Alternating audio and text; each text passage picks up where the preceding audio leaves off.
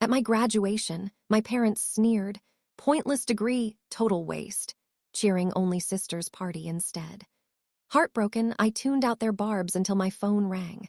A $10 billion tech giant offering my dream role before they even clapped.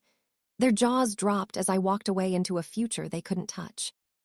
The phone rang at 2:47 in the afternoon, while my father was in the middle of a sentence.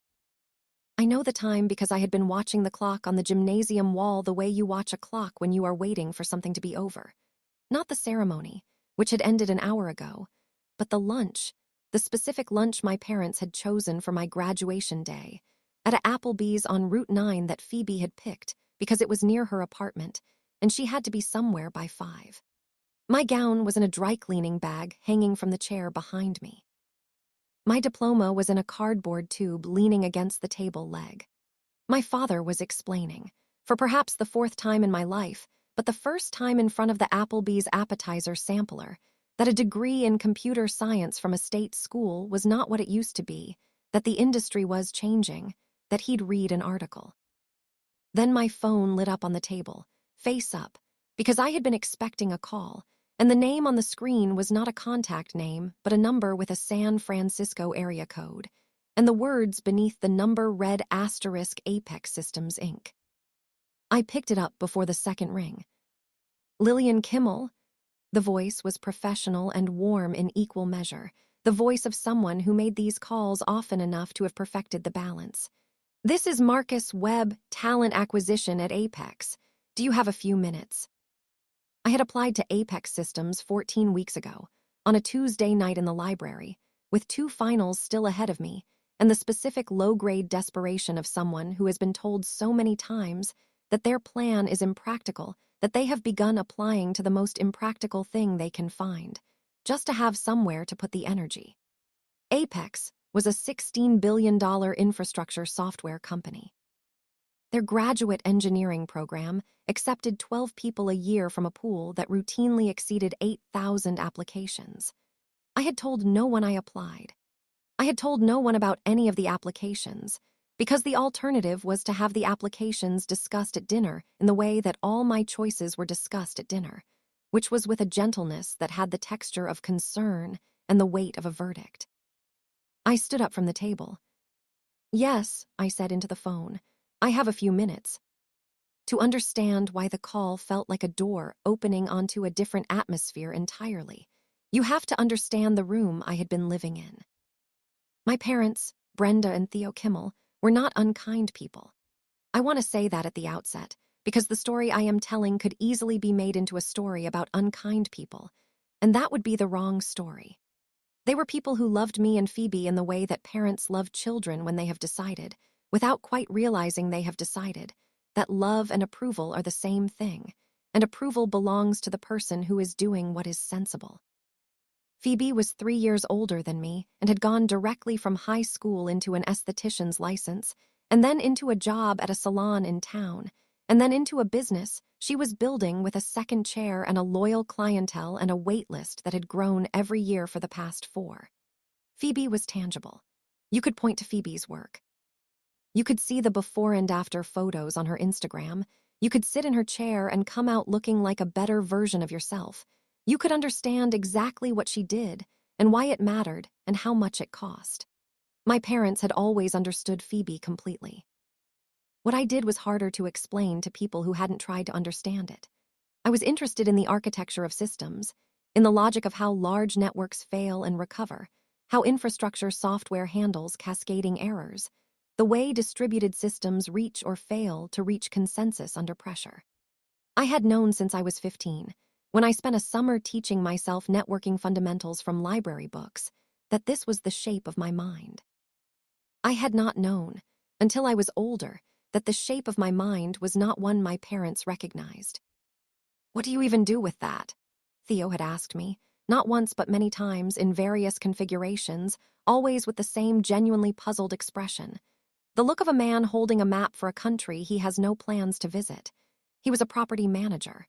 He understood buildings, leases, the maintenance schedule for an HVAC system. He was not incurious. He read things, he had opinions, he was interested in the world. He simply had a limit to his imagination at the edge of anything that couldn't be pointed to. And a computer science degree from a state school in central Ohio pointed to nothing he could name. My mother Brenda was softer about it, and therefore, in certain ways, harder to navigate. She worried out loud and called it love, which it was, but the worry had a shape. It mapped exactly onto the distance between what I was doing and what she could picture a future inside of. When I told her I wanted to specialize in distributed systems, she had looked at me for a long moment and then said, "I just want you to be okay, Lillian," which had the sound of reassurance and the content of doubt. Phoebe did not mean anything by it. That's the thing I have to keep saying about all three of them.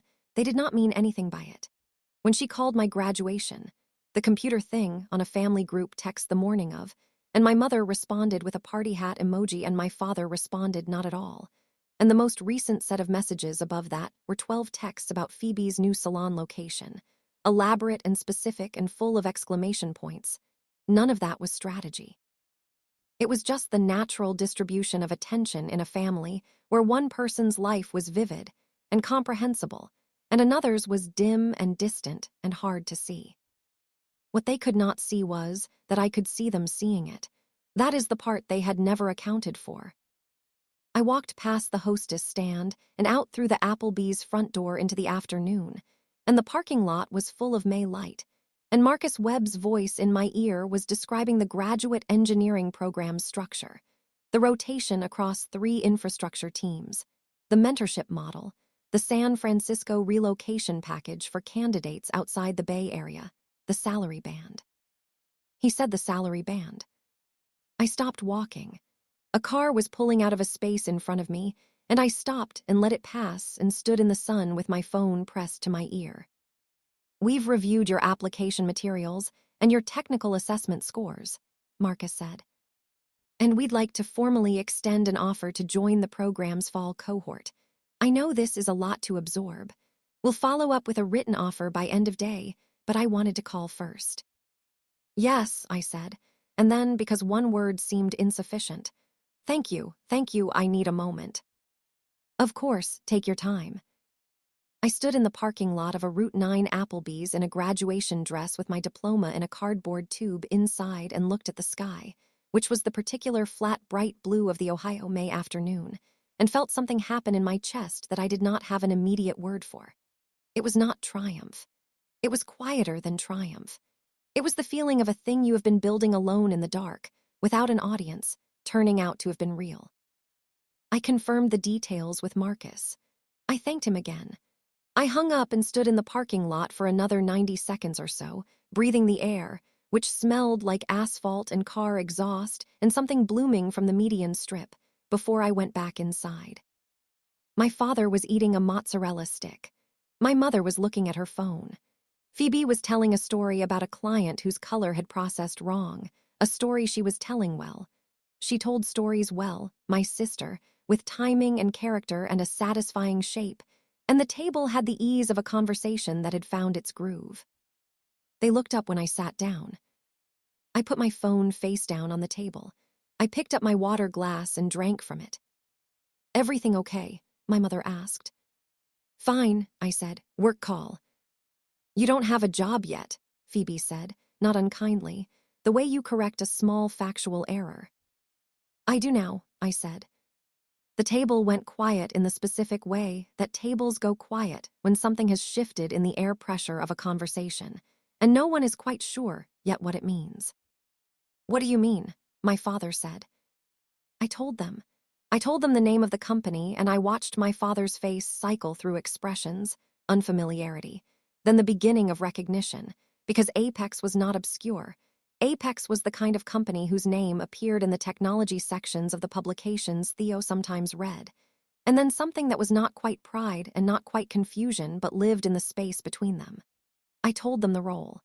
I told them the city. I did not tell them the salary, because the salary was mine. "San Francisco," my mother said. "San Francisco," I confirmed. "But that's so far." "It is far," I agreed. Phoebe was looking at me with an expression I hadn't seen on her face before, or hadn't seen directed at me, which was the expression of someone recalibrating. She was not calculating anything consciously. She was simply, for the first time in the course of our shared family life, looking at me and finding that the image didn't match the one she'd been carrying. Apex, my father said. He said it again, testing the word. I've heard of that. They're about 16 billion in valuation, I said. The graduate program accepts 12 people a year. Theo looked at me. I looked back at him. There was a long moment during which I watched my father try to find something to say that was proportionate to what he was hearing, and I watched him come up short, because the thing he was hearing didn't fit into any of the categories he had been using for the last 4 years, and the categories were the only tools he had. That's great, Lillian, he said finally. It was not nothing. It was a small sentence doing a lot of work, imperfectly, the way small sentences do. Thank you, I said. My mother reached across the table and put her hand over mine. Her hand was warm. I'm proud of you, she said, and I believe she meant it, and I also know that she had been proud of Phoebe in a way that showed in her whole body and was proud of me in a way that showed only in her words, and I did not say this because there was nothing useful to say. Can you defer? Phoebe asked. If you wanted to, start in the spring instead. Why would I defer? I don't know, if you weren't ready. I looked at my sister. I thought about 14 weeks ago, the library, the application form, the 8 months before that during which I had quietly built a portfolio and asked 2 professors for recommendation letters without mentioning it to anyone in my family. The 18 months before that during which I had finished my degree with a GPA my father did not know, and a senior thesis my mother had not read. I thought about all the nights that had not had an audience and had not needed one. I'm ready, I said. We finished the lunch. Phoebe told the rest of her story about the client, which was a good story, and it deserved to be told, and I laughed at the right moments because it was genuinely funny. My mother ordered dessert and insisted we share it. My father paid the check the way he always paid the check, with his card already out before the server had set it down, the one gesture in all our family lunches that had never varied. In the parking lot, my mother hugged me for a long time. She smelled like the perfume she had worn my entire life, and the hug was real. Whatever else was complicated, the hug was real. Call me when you get there, she said. When you get to San Francisco. I'll call you before that, I said. My father put his hand on my shoulder. I looked Apex up while you were outside, he said. On my phone, I looked up the program. He paused. You should have told us you applied. I thought about why I hadn't told them. I thought about the 12 texts about Phoebe's new location. I thought about what do you even do with that, asked 4 times in 4 years, with the same puzzled expression, not cruelly, not strategically, just genuinely unable to see it. I didn't want to talk about it until there was something to say, I said, which was true, which was also not the whole truth. But it was the truth that would help us both, so it was the truth I said. He nodded slowly. Fair enough, he said. Phoebe hugged me last. She held on a second longer than usual. Apex, she said into my shoulder. Okay, wow. Wow, I agreed. I want to hear everything. When you know more, I want to hear it. I believed her. I believed, actually, that Phoebe's curiosity was genuine, that the recalibration I had watched happen at the table was a real thing, the beginning of a different way of seeing, and that she would follow it. Phoebe was adaptable. She had built a business by being adaptable, by reading what her clients needed and adjusting, and now she was applying that same capacity to me, and it was a start. I drove home alone. The graduation gown was still in the bag in my back seat, and the diploma tube was in the passenger footwell, and the afternoon was tipping toward evening, the light going gold and long across the highway. I had an email from Marcus Webb in my inbox with the offer letter attached, but I didn't open it until I was home and sitting at my desk with a glass of water, because I wanted to read it correctly, in the right light, at the right pace. The numbers were what he had said. The role was what he had described. The start date was September 8th. I read it twice, and then I set my phone down and looked around my apartment, the one I had furnished slowly over 3 years, piece by piece, from second-hand and clearance, and that looked exactly the way I had wanted it to look, and that I was going to have to leave, And I felt the thing in my chest again, the quiet thing, and this time I had a word for it. It was continuity. The sense of a line drawn from that 15-year-old in the library with the networking textbook to this desk, this evening, this offer letter, without interruption. A line that had been private and unwitnessed and entirely mine, and that had arrived, quietly and exactly, at the place it was always headed. I moved to San Francisco on a Saturday in late August. In a rental truck I drove myself, with 2 boxes of books and a disassembled desk, and the specific lightness of someone who is moving toward something rather than away. My mother called when I crossed into Indiana and again when I stopped for gas in Illinois. And both calls were short and warm and full of the kind of practical worry that was her version of love. Had I eaten? Was the truck handling okay? Did I have the address of the apartment saved somewhere besides my phone, in case the phone died? I had. I told her I had. My father texted me when I crossed the Missouri state line. A single text, no punctuation, safe travels, proud of you. I read it at a rest stop and sat with it for a while before I put the phone back in the cup holder and drove on.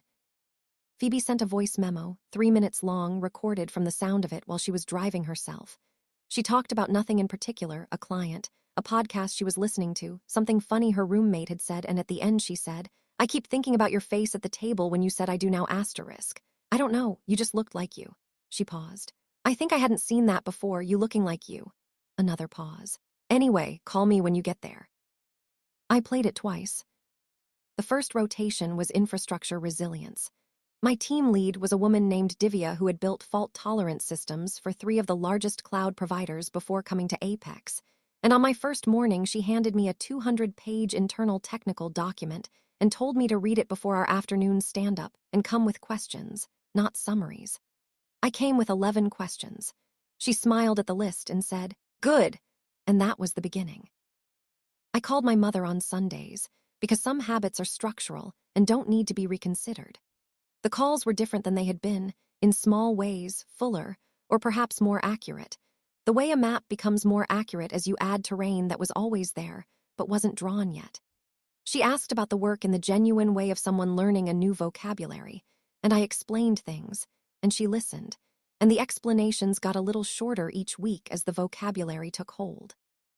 My father called less often, but texted more, which I think was his way of finding the right ratio of presence to silence. He sent me articles, sometimes technology pieces, industry news, the occasional thing about distributed systems that he had clearly not fully understood but had clearly read. I responded to all of them.